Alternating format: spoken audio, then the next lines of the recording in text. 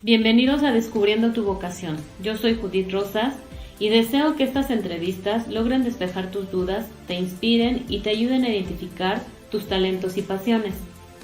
Descubre cómo estos profesionistas con amplia experiencia viven su carrera. Descubre qué les motivó a estudiarla, qué les gusta y qué no les gusta ejerciendo su profesión.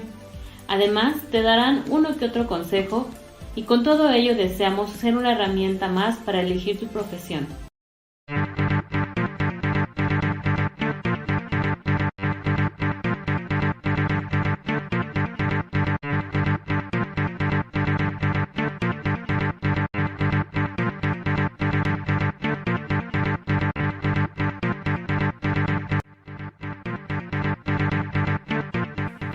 El filósofo tiene como tarea la búsqueda de los elementos que fundamentan la comprensión del ser humano y de su entorno, para contribuir al desarrollo de la conciencia crítica de la sociedad, proponiendo soluciones a problemáticas del ser humano, basándose en la comprensión de los procesos culturales, sociales y políticos, a través de la enseñanza, la investigación y la difusión de teorías, argumentos y problemas filosóficos.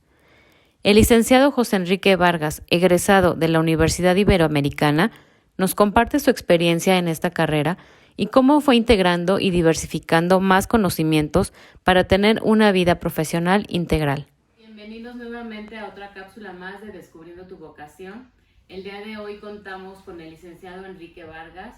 Él es egresado de la Universidad Iberoamericana en la licenciatura de Filosofía. Y pues gracias por aceptar nuestra invitación. Al contrario, muchas gracias a ti. Gracias, pues mira, queremos ayudar a los jóvenes a que puedan tomar decisiones sobre sus carreras, pues con más conocimiento y también basado en experiencias pues de gente egresada, profesionistas, que nos puedan compartir un poco de su experiencia. Entonces, pues, gracias, bienvenido. Muchas gracias. Pues ahora sí que, ¿qué quieres que te platique? Pues vamos a empezar por lo principal. ¿Qué te motivó a estudiar la licenciatura en filosofía? Pues mira, es una pregunta difícil, porque precisamente la filosofía de lo que se trata es de plantearse preguntas y buscar el sentido de todas las cosas. Uh-huh. Cuando yo estaba muy chavo, tenía 15 años, justamente cuando entré a la preparatoria, empecé con todas las preguntas que normalmente son típicas de la adolescencia. Uh-huh. ¿Quién soy? ¿De dónde vengo? ¿A dónde voy? ¿Cuál es el sentido de la vida? ¿Hay Dios? Uh-huh. ¿Qué pasa después de la muerte? Ese tipo de preguntas que son las que llamamos las preguntas fundamentales. Uh-huh. Te digo que normalmente los adolescentes se hacen esas preguntas, pero ya no es tan normal. Okay. Ya no es tan normal. Uh-huh. Y en aquella época, cuando yo empecé a hacerme esas preguntas, me las tomé muy en serio. O sea, ¿qué te puedo decir? A lo mejor en la vida de alguna persona esas preguntas pasan así como de pasadita y a veces son tan fuertes que como que... Las evitan. Las evitan, exactamente. Uh-huh. Entonces lo que a mí me pasó un poco con los compañeros de mi generación, yo estaba con esa inquietud y como que nadie... me agarraba la onda salvo mi mejor amigo, y luego más adelante cuando ya entré al área de humanidades, pues sí, la verdad es que muchos estábamos en esas preguntas, ¿no? Pero en el primer año de prepa fue muy complicado empezar a hacer esas preguntas. Me tomé muy en serio las preguntas, la investigación, fue una investigación personal. Y cuando empecé a tomar clases de filosofía y de ética, justamente en primer año y segundo de prepa en aquella época, uh-huh, fue cuando me di cuenta que la filosofía era la que estaba completamente enfocada en esas preguntas. Okay. Entonces, pues un poco ya más adelante en mi vida me llevó el llamado a la carrera, porque sí estaba demasiado clavado. O sea, era una duda personal tan intensa, uh-huh, que dije, no, yo tengo que saber qué fue lo que se respondieron okay, las todos diferentes aquellos culturas. Claro. Uh-huh. Sí. Y bueno, un poco, no voy a decir la decepción, pero ya lo dije. Okay. Fue que al final de la carrera, uh-huh, me di cuenta que, pues que al final estas preguntas son muy difíciles de responder, que eventualmente la respuesta a cada quien nos la tenemos que dar. hay demasiadas formas de responderla desde demasiados puntos de vista que finalmente son las corrientes filosóficas.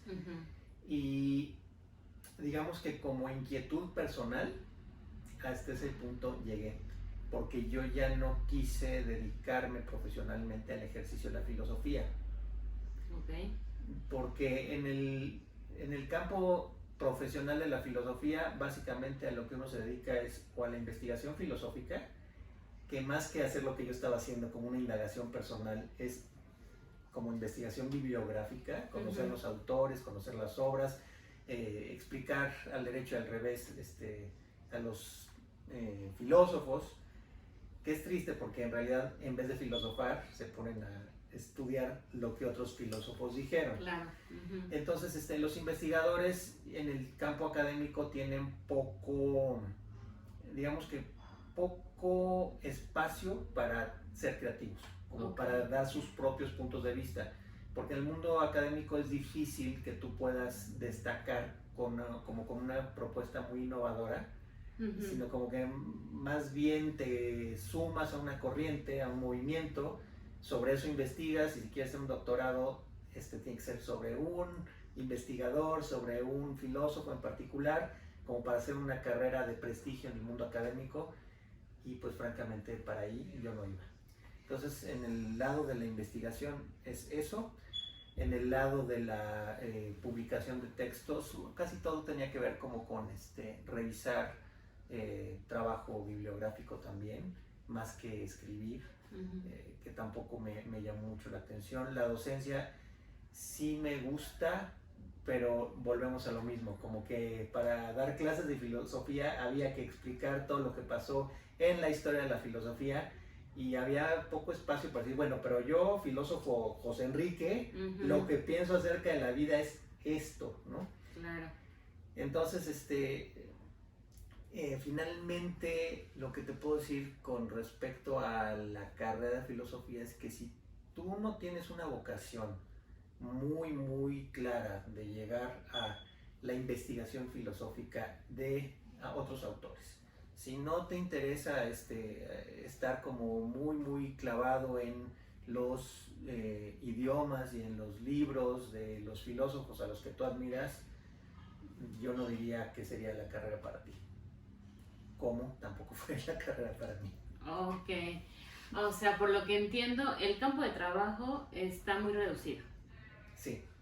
El crear nuevas propuestas personales también. O sea, cuesta trabajo exponerlas. Sí, porque bueno, con todo respeto, me parece un mundo más enfocado en la erudición que en la creatividad. Claro. ¿Sí? De hecho, las propuestas como un poquito más aterrizadas a la vida cotidiana, más populares, vaya, un poco como, o sea, había mucha crítica a los autores de temas de autoayuda, ¿sabes? Okay.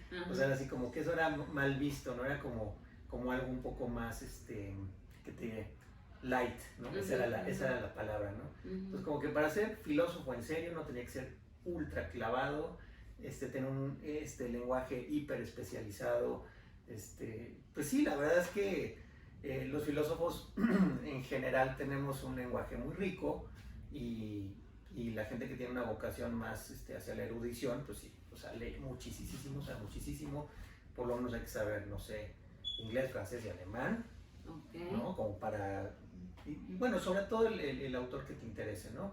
Para realmente destacar en hacer un doctorado, porque un poco como que la carrera aquí ideal es estudiar la licenciatura, vete a hacer un doctorado al extranjero, especialízate en un autor vigente, alguno que esté, vamos a decir, como de moda en el mundo académico, de preferencia en la corriente filosófica que esté como más también en boga en el mundo académico, y después regrésate a tu país a buscar hacer una carrera, primero dando clases en la universidad, si bien es una universidad de prestigio, pues de preferencia quédate ahí, ¿no? Y entonces ponte a hacer una carrera dentro del departamento de filosofía de la universidad como docente, para que luego te puedas quedar como docente investigador, o como maestro de tiempo completo, Y pues es una vida realmente en la universidad, ¿no? Claro. Entonces, Ujú. ese es el tipo de vida que si a ti te llama la atención y te gustan las preguntas filosóficas, sí te recomiendo, pero que sigas este camino que yo te estoy proponiendo, Ujú. camino que algunos de mis compañeros siguieron, Ujú. pero definitivamente no era mi camino. Ok. Y aprovechando esto que nos comentas, a mí me intriga, ¿qué materias llevas en la licenciatura? Uy, pues todas las que tienen que ver con la historia de la filosofía de entrada, o sea, es como una de las columnas vertebrales. Ujú. La historia de la filosofía desde los griegos hasta la posmodernidad, entonces prácticamente vas llevando época por época en cada semestre, que es de lo más interesante, la verdad. Ujú. Y otras que se llaman sistemáticas, que son las que explican propiamente la filosofía como sistema, ¿no? Llevas metafísica, lógica, ética, o sea, las materias que constituyen como el cuerpo Ujú. del sistema del pensamiento filosófico. Y bueno, entonces pues tienes que saber la historia de la filosofía para ver cómo se fue desarrollando el pensamiento filosófico en Occidente. Es otro, ¿eh? La historia de la filosofía en Occidente. Si a ti te interesa la filosofía oriental, no vas a ver nada en la carrera. Esa fue otra de las cosas que a mí no me gustaron, porque a mí me gusta mucho la filosofía oriental. Entonces, luego pues las sistemáticas son las que pues es importante que entiendas porque es lo que le da el corazón al pensamiento filosófico, pero también, por ejemplo, la materia metafísica, que es el centro de cualquier pensamiento filosófico, pues también tiene historia y en cada corriente se ve de manera diferente. Entonces no es lo mismo la metafísica cuando empezó con Aristóteles a la metafísica de la posmodernidad, en donde se cuestiona por completo, ¿no? Entonces, como que en realidad, si no tienes la visión histórica de la filosofía, no sabes realmente lo que está pasando. Bueno, eso contestando a tus preguntas de como qué materias. Hay otras periféricas, ¿no? O sea, pues que redacción, que técnicas de investigación. No me acuerdo si llevé algo de pedagogía, hubiera sido bueno en todo caso. Y bueno, al menos en la Universidad Iberoamericana, cuando yo la estudié, que ya tiene, pues ya voy para 20 años de haber egresado, había estas tres áreas: investigación, docencia y publicación. Eran como subsistemas de la carrera, que es a lo que habían llegado, que es a lo que se dedica un filósofo puro, vamos a decir. Claro, ajá. Ok, y una vez que terminas la licenciatura y que ya te enfrentas al campo laboral, ¿cómo fueron tus primeras experiencias? Pues mira, lo que pasa es que, como te decía, para mí fue más una investigación personal. O sea, yo lo que quería era encontrar el sentido de la vida. Y afortunadamente, ahí mismo dentro de la Universidad Iberoamericana estaba y sigue el Departamento de Desarrollo Humano, que es un departamento, no me acuerdo si está dentro o es periférico al Departamento de Psicología. Pero yo tenía un profesor filósofo que nos dio una materia y él era egresado de Desarrollo Humano. Y entonces me empezó a interesar esta parte de la entrevista humanista, que él nos daba las clases así. Entonces se sentía como muy cálido, como muy buena onda, como que nos escuchaba y nos dejaba opinar y era como una... Bueno, en todas las materias nos dejaban opinar. Claro. Por supuesto, pues era filosofía. Pero bueno, la manera en cómo nos entrevistaba, un poco más como el método mayéutico, de hacernos preguntas, lo que llamaríamos ahora como coaching. Ajá, exacto. O sea, como que de alguna manera nos coachaba, que en realidad es una tontería, porque o sea, ahora le llamamos coachear a lo que hacía Sócrates. Y decirte que en la materia de filosofía, en una materia de filosofía me coachaba, o sea, mis maestros me matarían, ¿no? Sí. O sea, como que estás degradando un poco, ¿no? Sí, como que estoy comercializando y charleando lo que inventó Sócrates, pero Pero bueno, en la cultura de ahora y a lo que me dedico ahora, que soy coach, pues la gente entiende más claramente, me coachaba, ¿no? Claro. De hecho, pues así fue como empecé a entender el mundo del coaching, ¿no? Claro, claro. Pero bueno, en ese entonces ni se llamaba coaching, ni mucho menos. Pero bueno, este profesor, de alguna manera me introdujo a la manera de entrevistar y de impartir clases de la metodología humanista, lo que se enseña en desarrollo humano, que es toda la escuela de Carl Rogers. Entonces, en ese entonces yo no lo sabía, pero la Ibero había sido pionera en traer el humanismo, la escuela de psicología humanista, a México. Okay. Entonces, en realidad, la primera maestría de desarrollo humano se fundó ahí, en la Ibero, y eso fue un semillero de mucha gente que empezó a crear después institutos de desarrollo humano. Okay.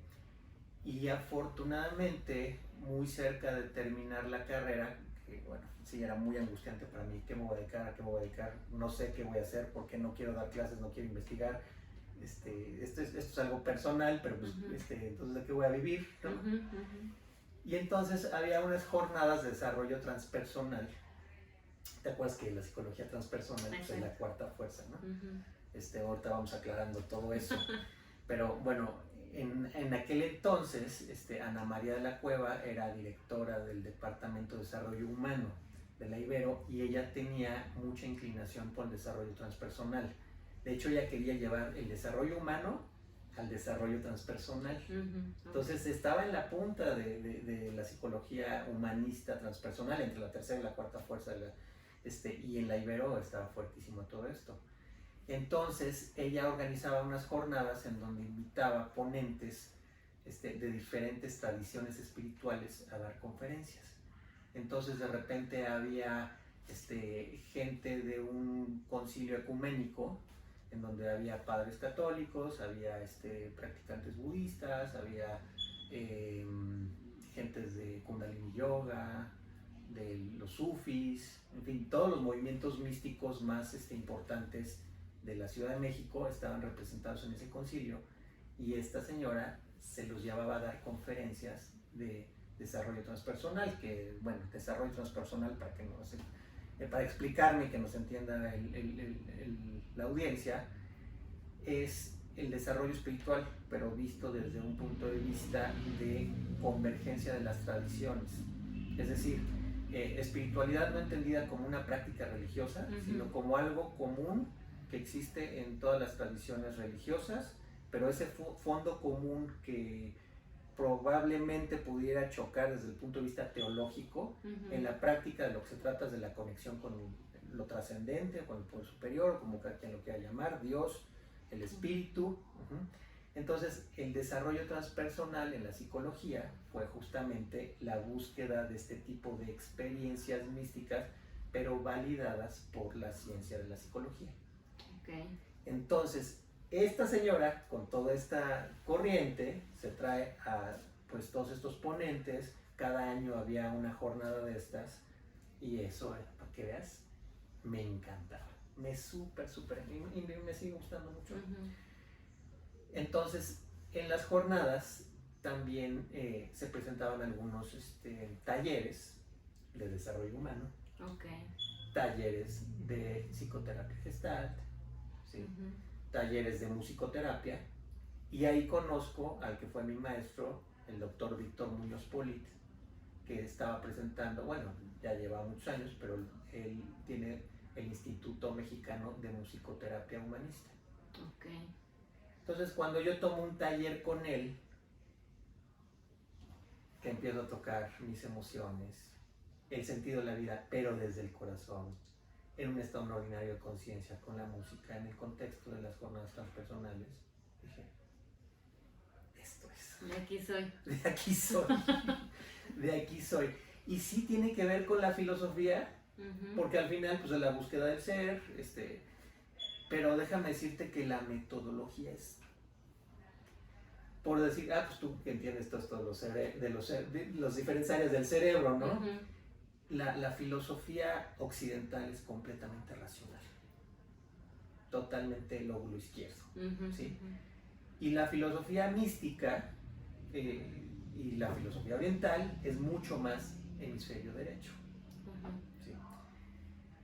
Todo lo que tiene que ver con psicología es mucho más hemisferio derecho. Tiene que ver con el contacto con las emociones, con la visión y con el sentido, ¿no? El frontal y el posterior o más. Y con la filosofía sí te haces las grandes preguntas, pero la metodología es racional. Todo es pregunta, respuesta, estructura lógica, que no está mal, pero yo necesitaba mucho más profundidad, que es lo que te da el hemisferio derecho, porque yo pues de ahí vengo. En realidad ese es mi modelo de pensamiento. Okay. Oye, esto me lleva a otra pregunta. ¿En algún momento tú estuviste en la disyuntiva de decir psicología o filosofía? Fíjate que desgraciadamente en ese momento de mi vida no. Yo no sabía, no tenía el contexto.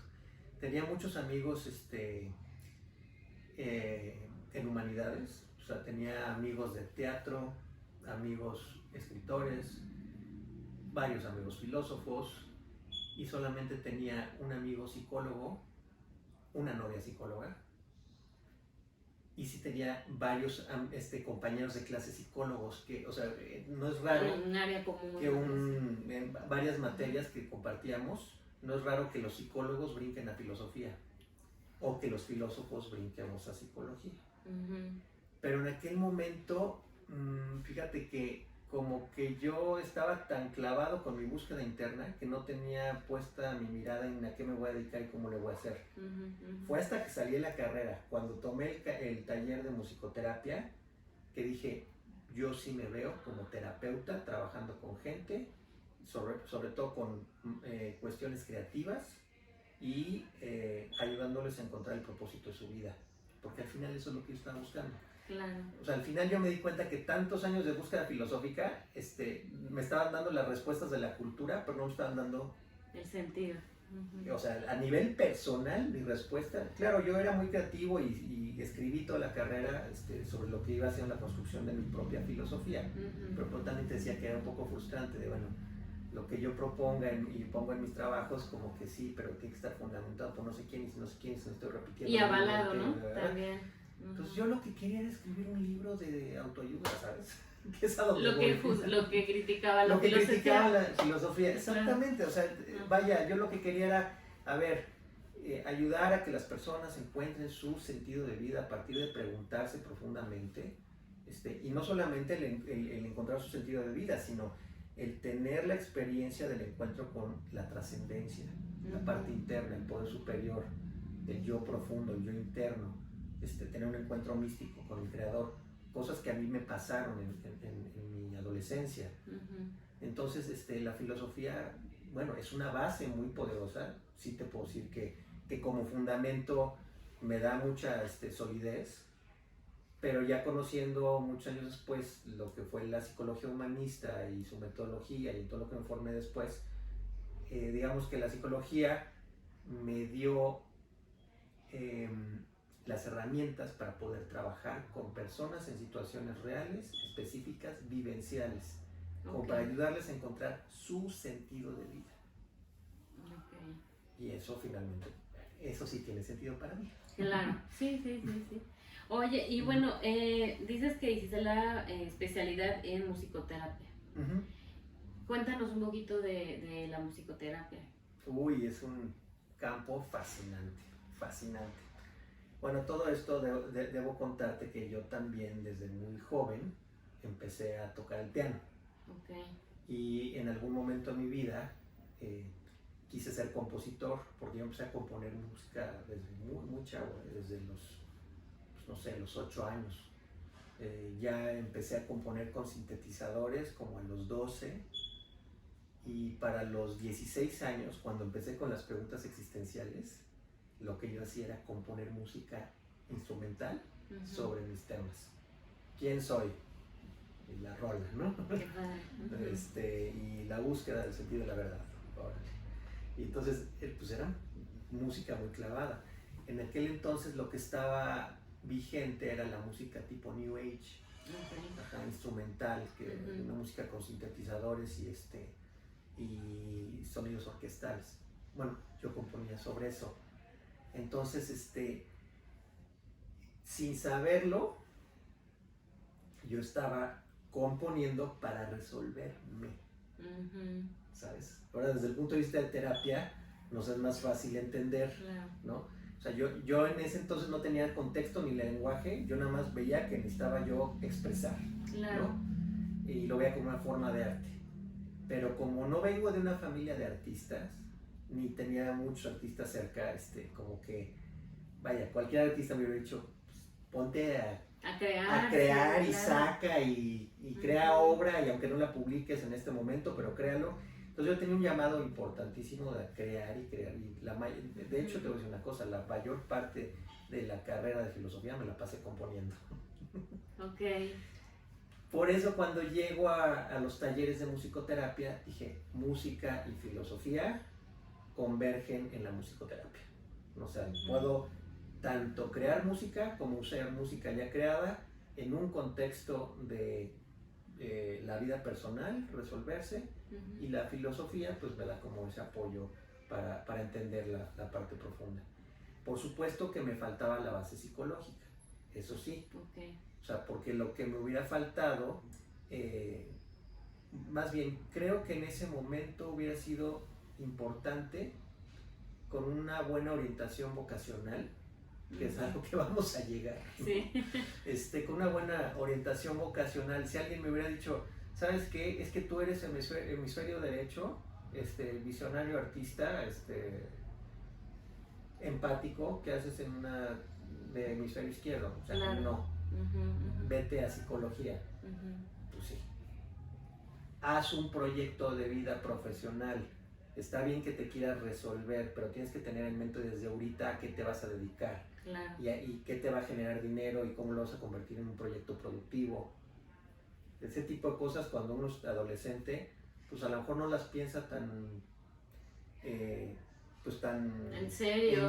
No, tan sí, profundo. o tan prácticamente, ¿no? Claro.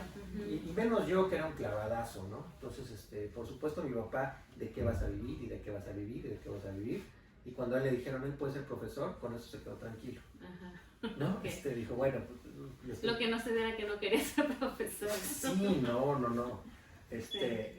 Fue complicado, pero regresando a la musicoterapia es interesantísima porque la música como arte, y toda la arteterapia, pero la música en particular, tiene una capacidad de llevarte a tocar tus emociones de una manera muy vívida, y por ser un arte invisible, por ser muy abstracto, y por no tener lenguaje, sobre todo en musicoterapia que siempre se usa música sin palabras, usamos la música como pantalla proyectiva. Okay. Pantalla proyectiva significa que tú escuchas algo y lo que a ti te genere eso, lo que tú proyectes en eso, eso es lo relevante. Claro. No es tan relevante el significado en sí de la música, ni lo que el autor quiso decir. Lo relevante es lo que a ti te pasa con lo que estás escuchando, porque eso te está hablando de ti, y eso te está hablando de lo que tú quieres resolver, o de un conflicto que tú no has terminado de resolver. Entonces, qué fascinante. Fascinante. Sí, está muy padre. Sí.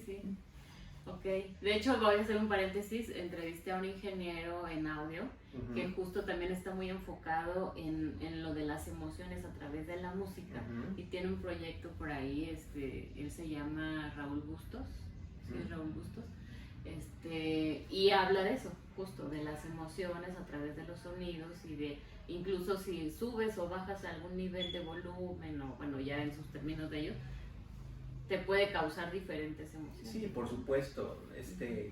Vaya, ya cuando me metí en musicoterapia me súper clavé con eso, ¿no? O sea, con qué tipo de armonías, qué tipo de estilos o corrientes musicales te generan qué tipo de emociones, pero volvemos a lo mismo.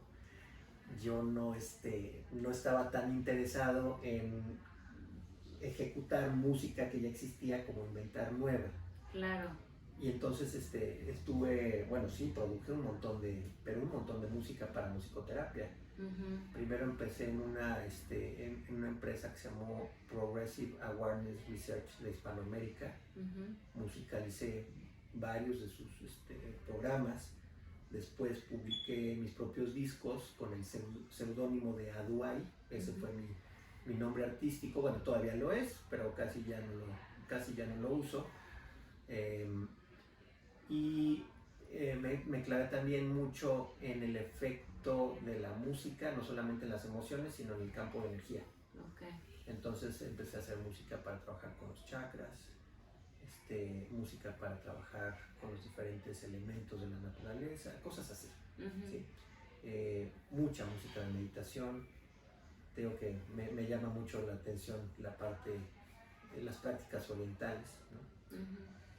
Entonces, pues al final sí creo que haber estudiado psicología desde el principio me hubiera orientado mejor. Pero tampoco te diría que la formación filosófica no me sumó. Yo diría que lo que yo veo desde el punto de vista filosófico puede ser en una sesión de terapia, tiene otro tipo de construcción del pensamiento que a lo mejor alguien que no tiene esa formación. Igual te puedo decir que a lo mejor alguien que tiene mucha formación en psicología, sobre todo en psicopatología o en la propia historia de la psicología o qué sé yo, también va a haber cosas que a lo mejor yo no vería, ¿no? Claro. Pero al final, pues si nos formamos un gran mapa del ser, ¿no? Hay como diferentes capas, ¿no? Está el cuerpo físico, está el cuerpo emocional, el mental, y dentro del mental pues hay un montón de subdivisiones, y yo creo que los filósofos nos enfocamos más en la parte existencial y a lo mejor los psicólogos un poco más en la parte psicopatológica, ¿no? Si está bien construido o no el yo, ¿no? Y nosotros más bien si tu yo tiene sentido en el contexto de un horizonte de sentido universal y general, ¿no? Que es un poco como la metafísica. Entonces, bueno, pues son diferentes niveles de abstracción. Entonces, al final, lo bonito para mí es trabajar con gente, con casos reales de personas en contextos que tienen diferentes tipos de conflictos, y bueno, ya después, conforme me fui formando en herramientas terapéuticas, porque bueno, los siguientes 10 años de mi vida me la pasé estudiando eso, pues ha sido muy bonito, como ya tener muy claro cómo puedo acompañar a una persona a encontrar su sentido de vida, acompañarla un poco vocacionalmente a crear un proyecto profesional, ¿no? De pronto ayudarle a resolverse emocionalmente, ¿no? E incluso a que aterrice en un proyecto productivo, ¿no? Que ya es de lo último que he estado haciendo, porque eso vaya que ha costado trabajo. Eso sí, es lo que digo, más afortunadamente la experiencia ya la estás teniendo de haberlo vivido, ¿no? Y el poder acompañar a alguien a que pueda aportar ese camino con mayor conocimiento, creo que está fabuloso, ¿no? Sí, sin duda. Sí, creo que habemos personas que tenemos un llamado a investigar, que podemos ser innovadores en nuestro tiempo, que podemos ir bastante contracorriente, ¿no? Pero esa voz interna nos llama y pues a lo mejor estamos abriendo brecha, ¿no? Yo estoy seguro que de alguna manera he abierto brecha en mi investigación personal, la manera en cómo me he respondido preguntas y la manera en cómo he integrado diferentes prácticas terapéuticas que van enfocadas al desarrollo personal y al desarrollo transpersonal. Pues al final todo esto me da un contexto muy grande para guiar personas en su proceso de autodescubrimiento. Y al final eso es a lo que me dedico, a que las personas encuentren su sentido y su voz interior. Ok, y entonces, bueno, actualmente eres coach, también estás en una maestría en psicoterapia. Correcto. Mira, después de haberme especializado en musicoterapia, entré al mundo del coaching. Ujú. El coaching es una disciplina que surgió en Inglaterra, del pensamiento muy pragmático de los ingleses, y luego pues se extendió mucho a Norteamérica, y tú sabes que los norteamericanos son expertos en empacar, simplificar, vender, comercializar y popularizar. Sí.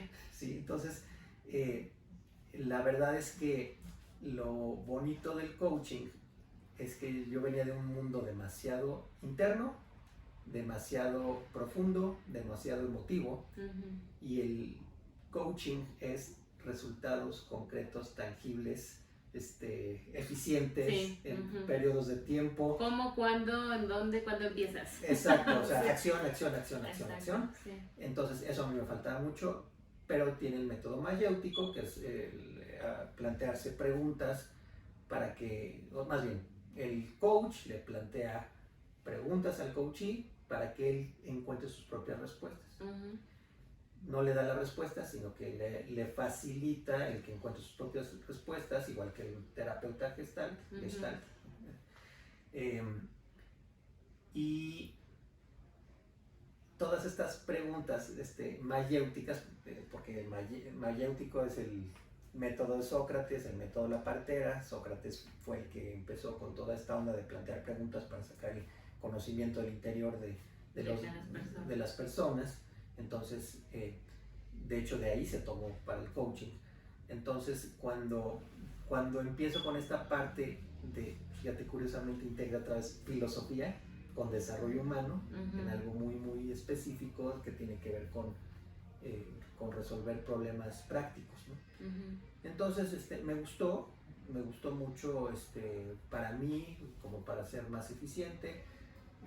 Se usa mucho en las empresas para dar sesiones a personas para que sean más eficientes.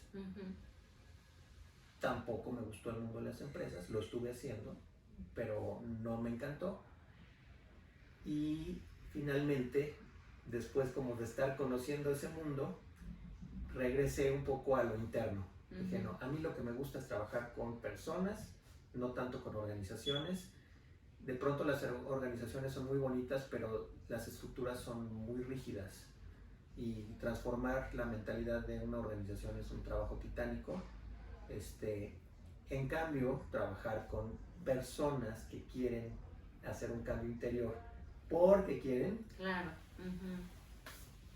No, hombre. Sí. Entonces yo dije, no, lo mío es el consultorio. Lo mío es el consultorio y los talleres grupales. Qué padre. Oye, y en los talleres grupales, ¿cómo te desenvuelves? ¿Cómo es un taller grupal? ¿Cómo lo organizas? Bueno, mira, lo que pasa es que yo trabajo ofreciendo diferentes temas de desarrollo humano que conectan con necesidades. Okay. Porque eso es algo que nos cuesta mucho trabajo entender a los que nos dedicamos a todo esto, a menos que hayamos estudiado algo de marketing. Porque bueno, ya los últimos 3, 4 años de mi vida no lo estudié en un diplomado, pero de un coach a otro coach de cómo le hago para darle forma a mi negocio, pues ellos fueron los que me empezaron a enseñar un poco más de cómo había que hablarle al mercado, qué necesidades había que encontrar, cómo conectar todo mi rollo súper abstracto de algo mucho más concreto. Fue bastante complicado, todavía lo sigue siendo, no les voy a mentir, pero por ejemplo, desarrollé junto con unas colegas una serie de cursos que se llama Retoma tu poder en tu proyecto de vida. Entonces, fíjate, ya la palabra te dice bastante. Sí, proyecto de vida. Proyecto de vida, retomar tu poder. ¿Sí? A muchas personas, como a mí me pasó, pues realmente no nos dedicamos a hacer un proyecto de vida, digamos, con el suficiente tiempo y atención que el tema amerita, ¿no? Claro. O sea, como que de repente nada más nos enrolamos en un tren de ya pasé al siguiente año, ya voy a la universidad, ya no sé ni en qué carrera aterricé, ya salí a lo que sigue, pero pues ya tengo que encontrar trabajo. O sea, como que de repente realmente no nos cuestionamos cuál es nuestro proyecto de vida. Hay gente que igual se casa y no sabe si se quería casar al final, ¿no? Sí, sí, sí. O si quiere tener hijos. O sea, a ver, el proyecto de vida tiene que ver con ¿cuál es el sentido, el propósito, el llamado de mi existencia, ¿no? O bueno, yo me preguntaba no por mi existencia, por la existencia, ¿no? Entonces, si no tienes un sentido, propósito personal o universal, o sea, al menos desde tu cosmovisión, ¿cuál crees que es el sentido de la vida? Pues normalmente nada más vas así como transitando, y hasta que te empiezan a pasar cosas es cuando te preguntas si te funciona o no te funciona eso que escogiste o medio escogiste o mal escogiste. Entonces, yo sí considero que una buena orientación vocacional para adolescentes o para egresados universitarios o gente que está a punto de egresar o personas insatisfechas con su chamba en algún momento, a ver, espérame, siéntate a pensar cuál es tu proyecto de vida, qué querías, para dónde iba, o sea, cuál es el sentido de todo lo que estás haciendo. ¿Querías hacer dinero? ¿Para qué? ¿Querías casarte? ¿Para qué? ¿Y para qué? ¿Para qué? Bueno, ¿para qué? ¿Para qué? ¿Para qué? ¿Para qué? Sí. Entonces de repente las personas se dan cuenta que no lo tienen tan claro. O esto en cuanto a sentido de vida, ¿no? Y la otra es, a lo mejor lo tienes claro, pero no tienes el poder. No te sientes empoderado para hacerlo, ¿no? O te sientes como muy sujeto a las estructuras sociales o a las opiniones de los demás o qué sé yo. Pero como que de pronto tu poder personal no está todo lo activo que pudiera estar para que tú digas, a ver, no, yo voy por esto. Mira, como diría Paulo Coelho, ¿no? Voy por mi leyenda personal, ¿no? Sí. O sea, voy por mi leyenda personal. Personas que no saben ni lo que es su leyenda personal, y se les olvida que en el mismo libro de Paulo Coelho, pues este chavo Santiago tuvo el poder de seguir la vocación, pero estuvo dale contra todas las adversidades hasta que lo consigue. Claro. Y la realidad es que cualquier persona de éxito pues se tiene que comprometer con su propósito a muerte. Entonces, en los talleres de Retoma tu Poder para tu proyecto de vida, hacemos ese tipo de cosas. O sea, como cuál es tu proyecto de vida, cuáles son tus metas personales y profesionales, si realmente tienen sentido o no para ti, qué estás dispuesto a hacer para comprometerte con ellas y liberar toda la parte del inconsciente que te desempodera, que es muchísimo. O sea, tú como estudiante de psicoterapia Gestalt, sí, también conoces bastante de todo lo que son las limitaciones emocionales, ¿no? Sí, claro. Sí. Oye, pues yo creo que has llevado una trayectoria que de alguna manera te ha enriquecido, que a lo mejor no pensaste en que te ibas a dedicar a la filosofía, pero eso te fue llevando, ¿no? Y te ha enriquecido para que actualmente pues puedas desarrollarte pues con mayor integridad, ¿no? Integridad me refiero a conocimiento, ¿no? Entonces eso ha sido muy padre, la musicoterapia, la filosofía, el coaching, ahora la psicoterapia Gestalt, y bueno, finalmente ahora descubriste realmente tu sentido de vida. Pues mira, yo te diría que mi sentido de vida lo fui descubriendo desde que empecé a preguntármelo. Okay. Porque, y este es un secreto que les voy a compartir, cuando yo estaba en la peor angustia de mi vida no tiene sentido, así de veras, ya mejor me corto las venas porque pues no tiene sentido. Dije, no, o sea, si llevo en mi mente ese lugar, me voy a volver loco. Dije, ¿cuál puede ser el sentido si nada tiene sentido? De repente así, ¡pum!, me eureka. Pues el sentido, cuando nada tiene sentido, es la búsqueda de sentido. O sea, si no le encuentras el sentido a nada, pues ponte a buscarlo, ¿sabes? Y ese pensamiento fue así como una iluminación. De los primeros momentos de mi vida, nunca se va a olvidar, tenía yo 16 años cuando me cayó ese 20, y ahí fue cuando empecé a buscar. Eso me llevó, primero, antes de entrar a la carrera de filosofía, yo estuve buscando en diferentes tradiciones espirituales. Okay. O sea, estuve buscando un poco con Siddha Yoga, estuve un poco con los sufis, profundicé en el catolicismo. O sea, como que yo quería conocer las respuestas con los Hare Krishna. O sea, como que me fui de investigador, así a ver qué dicen estas personas, qué es el sentido de la vida. Entonces así empecé y imagínate, fue una búsqueda interesantísima. Otro día te platicaré, pero acaba en India, Wow. muchos años después, con líderes de 14 religiones diferentes, haciéndoles preguntas. Interesante, sí, eso lo tenemos que hacer en una entrevista. Otro día te platico de eso. Oye, entonces, por ejemplo, tú toda esta investigación que ibas haciendo era realmente propia, no era porque alguien de tu familia o que siguieras a alguien, No. o sea, todo fue realmente personal. Sí, y por eso te puedo decir que sí he sido muy congruente en que cada etapa del camino ha sido una búsqueda de sentido o una búsqueda de la respuesta, ¿no? O sea, como que cuando en ese momento las respuestas más bien las preguntas me iban llevando a conocer tradiciones, pues ahí estaba en eso, ¿no? Luego cuando me llevó eso a estudiar filosofía occidental, pues ahí estaba en eso, ¿no? Luego cuando encontré la psicología transpersonal, pues ahí, o sea, sí, cada etapa, yo diría que mi voz interior o mi curiosidad incluso, me fue abriendo como la investigación.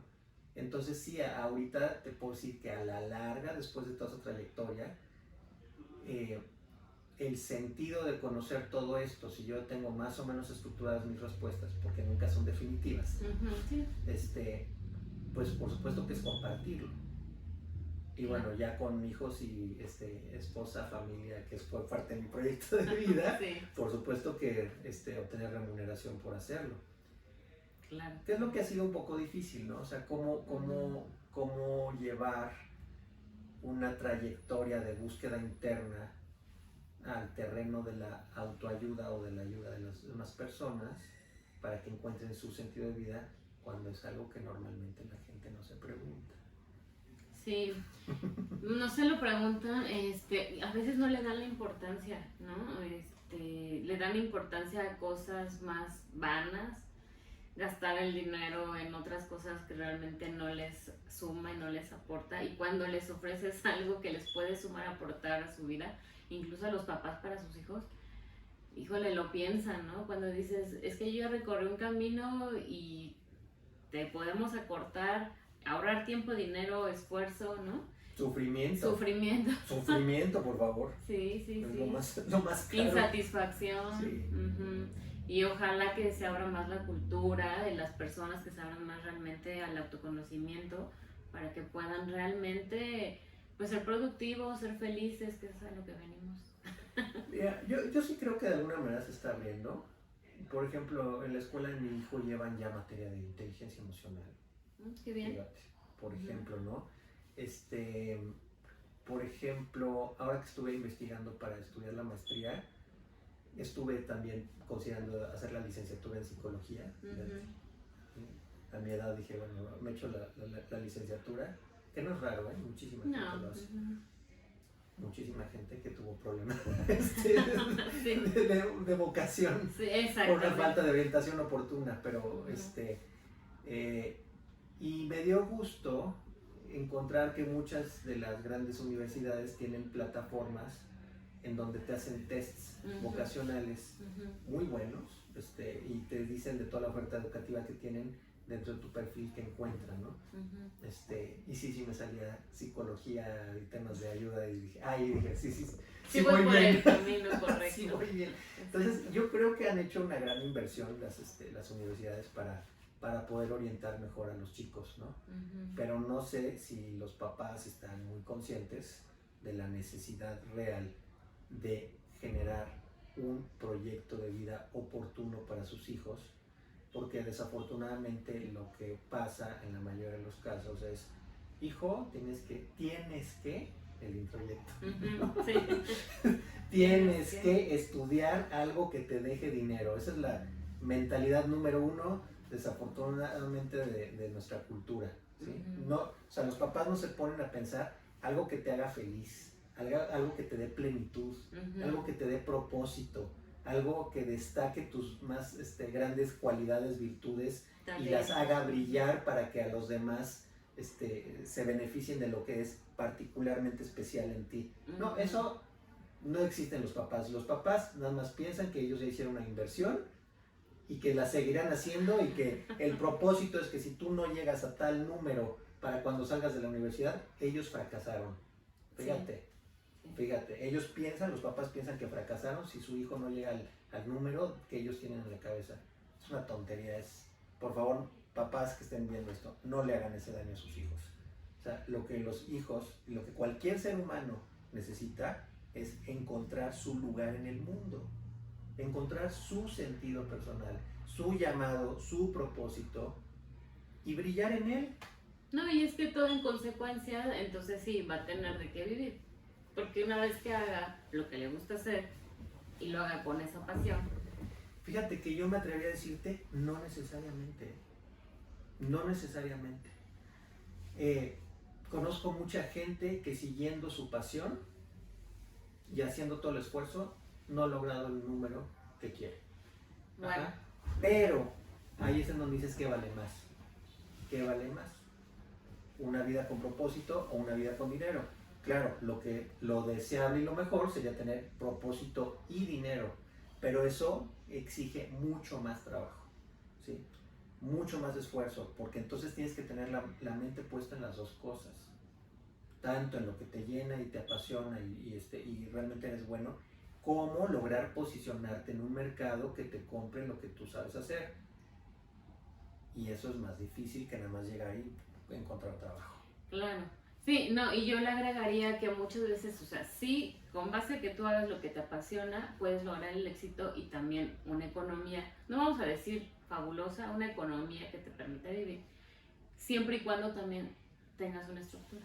Sí, por supuesto, hay que hacer lo necesario. Exactamente. ¿Sí? O sea, no puedes vivir de sueños. Los sueños te dan el propósito, ¿sí? El para qué, la visión, ¿sí? Pero la estructura lógica y sobre todo la constancia, la perseverancia, la disciplina, el enfoque, es lo que te permite construir el piso para llegar allá. Y si tú no equilibras las acciones concretas con las visiones, te puedes quedar en las visiones atorado y no llegar nunca a donde quieres llegar. Claro. Y eso a veces nos pasa a los que somos más artísticos, ¿sí? Disfrutamos tanto el proceso creativo que no cerramos el ciclo de después de crear hay que comercializarlo, después de comercializarlo hay que cobrarlo y después de cobrarlo hay que gastárselo. Sí. Y después volver a crear otra cosa, ¿no? Sí. O sea, entonces fíjate, entonces ese tipo de cosas, la experiencia. O sea, claro.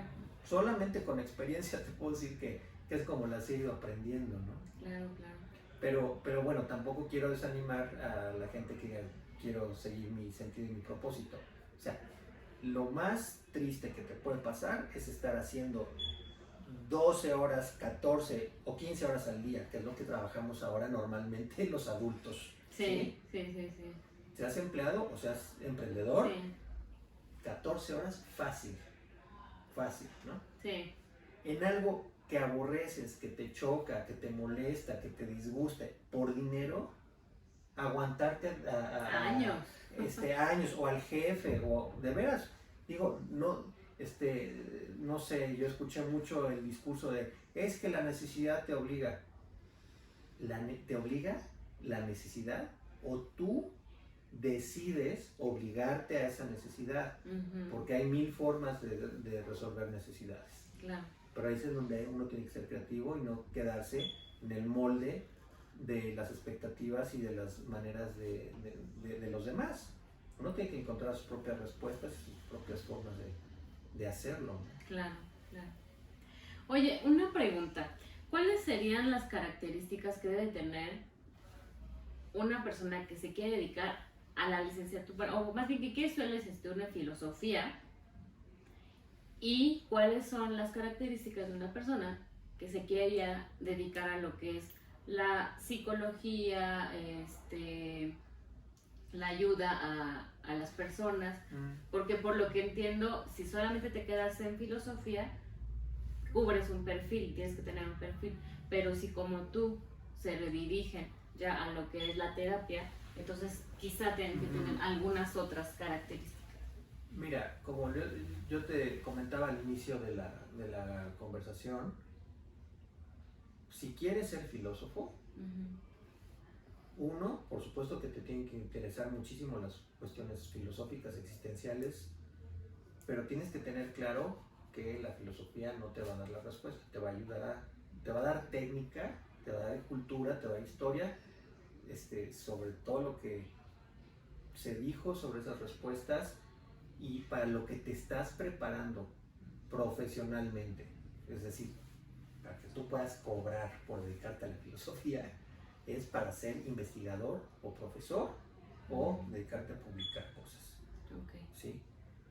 Si no te gusta ese ámbito muy académico, como para vivir de buscar una plaza en una universidad de tiempo completo, que sería como tu aspiración, y desde el departamento hacer publicaciones que tengan resonancia internacional, sí, o sea, obviamente hay investigadores buenísimos que hacen publicaciones maravillosas y que son reconocidos en el medio académico internacionalmente. Si no es esa tu visión, yo no estudiaré filosofía, definitivamente. Okay. Sí. Okay. Pero si lo que tú buscas es hacer una carrera más enfocada a apoyar personas a su descubrimiento, a su autoconocimiento, a su autodescubrimiento, sí te recomendaría más psicología. Ya hay, fíjate que acabo de encontrar una carrera de coaching como licenciatura, creo que todavía no tiene reward, pero al menos es un programa de 3 años y medio que tiene este perfil. Okay. Está bien interesante porque te enseñan materias de desarrollo humano y psicología, te enseñan materias de emprendedurismo. Ok, ya van sumando. Te enseñan materias del propio coaching, por supuesto, cosas como programación neurolingüística, pero también algo de mercadotecnia. Y el perfil de esta carrera que encontré es literalmente para ser influencer. Okay. Speaker y inspirador de otras personas para que alcancen sus objetivos. Creo que la acaban de abrir y no sé cuántos chavos se puedan enganchar con ese llamado, ¿no? Ay, yo también nada más me iría con un poquito de cuidado, porque a lo mejor si estás muy joven y admiras a algún influencer, pues a lo mejor está padre y a lo mejor tú piensas que vas a vivir de ser exitoso por ser youtuber y armar tus plataformas de cursos en línea y con eso ya le vas a librar. Pues a lo mejor, ¿no? Nada más que todo el mundo quiere hacer eso ahora. Entonces hay mucha competencia. No sé, yo creo que al menos como yo estoy estructurado, un poco de trabajo en el consultorio privado, otro poco de talleres, otro poco de dar clases universitarias. Claro, yo no doy clases de filosofía, pero doy clases de temas de desarrollo personal. No está de más también dedicarse un poco a cuestiones en empresas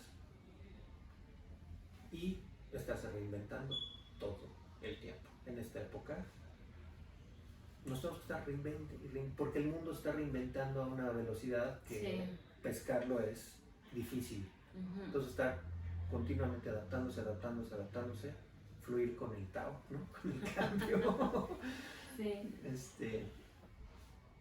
Pero sí, si te interesa algo por ahí, yo me iría más por psicología y después hacer una buena maestría en Gestalt, en desarrollo humano, entrenamientos en programación neurolingüística, en constelaciones familiares, ¿no? Hay muchas cosas padrísimas. Ok. ¿Y hay algo que no te gusta de tu profesión?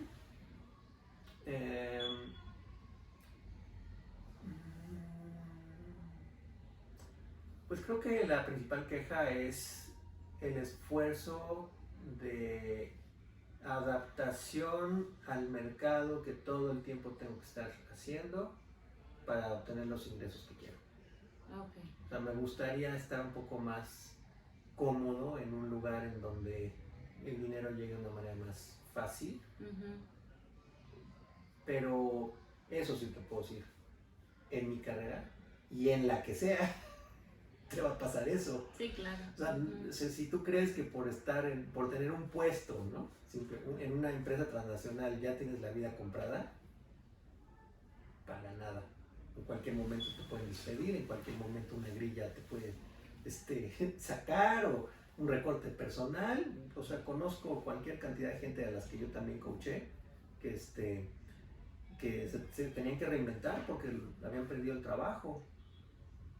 Sí. Y más ahorita con todos los cambios de la pandemia y pospandemia y la guerra y lo que venga. O sea, yo creo que es una época en donde pocas personas podemos pensar que tenemos una estabilidad de 5 años haciendo lo mismo. Sí, sin reinventarse de alguna manera. No. Eso es lo que me resulta un poco cansado, porque no soy una persona que esté como naturalmente orientada a olfatear el mercado. Sí, o sea, hay gente que son vendedores natos que desde chiquititos van a la escuela y te voy a vender una pizza de colores, ¿no? Sí. Te voy a llevar unas, no sé, sí, ¿no? Sí, así sí. Tenía una novia que me platicaba esa anécdota, que es muy buena vendedora, ¿no?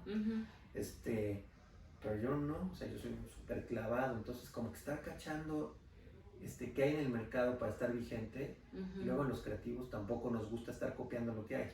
Por supuesto. ¿Ves? Entonces eso es como que lo único que no me agrada mucho. Okay. Pero bueno, todo también se suple con un buen equipo de trabajo, ¿no? O sea, lo que yo he buscado es gente que sabe de mercadotecnia, que me explique cuál es la mejor manera de llegar al mercado. Ok. Entonces, bueno, y me gustaría cerrar con esta pregunta. ¿Qué es lo que más te apasiona y lo que más disfrutas? Híjoles, todo. Excepto lo que te acabo de contar, que es un reto, es incómodo, pero también sí me gusta. Sus encantos. También tiene sus encantos. Es que todo el proceso me encanta. Desde la creatividad para crear los contenidos de los cursos y los talleres.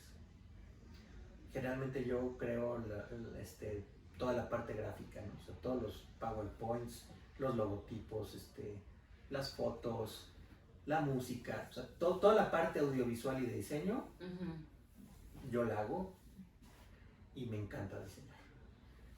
Pero ya que está diseñado el producto y ya el audiovisual, la música, el facilitar el taller es increíble. O sea, trabajar con gente y atestiguar su proceso de autotransformación, llevarlas a tocar sus emociones, a liberarlas con catarsis, todo lo que hacemos de trabajo terapéutico es increíble. O sea, ver renacer a un ser humano, no creo que nada te lo pague. No.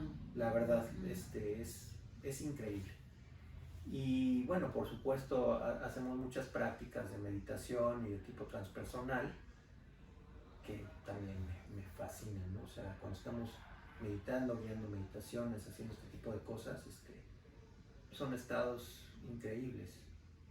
Entonces, pues la verdad es que la mayor parte de mi tiempo, si no estoy en una terapia, pues estoy dando un curso, y si no estoy meditando, si no yo estoy haciendo mi yoga o lo que sea, entonces, o diseñando, pues la única parte aburrida del día es cuando tengo que poner a administrar, ¿no? Sí, pero claro. Cuando ya tenga mucho más ingreso, entonces ya le puedo pagar a alguien a que me lo haga, y entonces ya nada más estar haciendo lo que me gusta. Perfecto. Pero pues tampoco la vida es así. O sea, hay que echarle ganas, ¿no?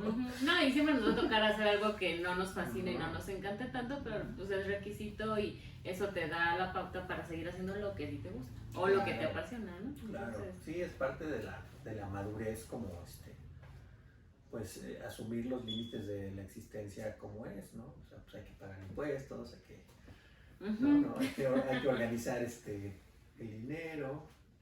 Exacto. Hay que llegar al número de clientes. Sí. Para cubrir el presupuesto. Así es. Sí.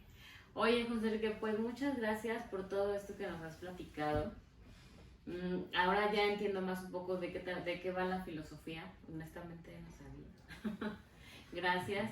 De repente me imagino la filosofía y la psicología como los contadores y los administradores, ¿no? Que de alguna manera el administrador dice, el contador dice yo también puedo ser administrador, el administrador como que, pero también pueden tener la contabilidad y finalmente se conjugan, ¿no?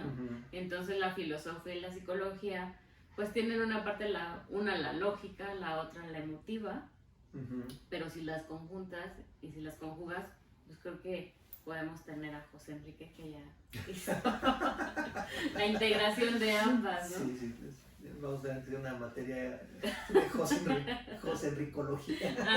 Sí. No, muchas gracias, qué padre experiencia, qué padre tu trayectoria, y pues no sé si quieras agregar algo más.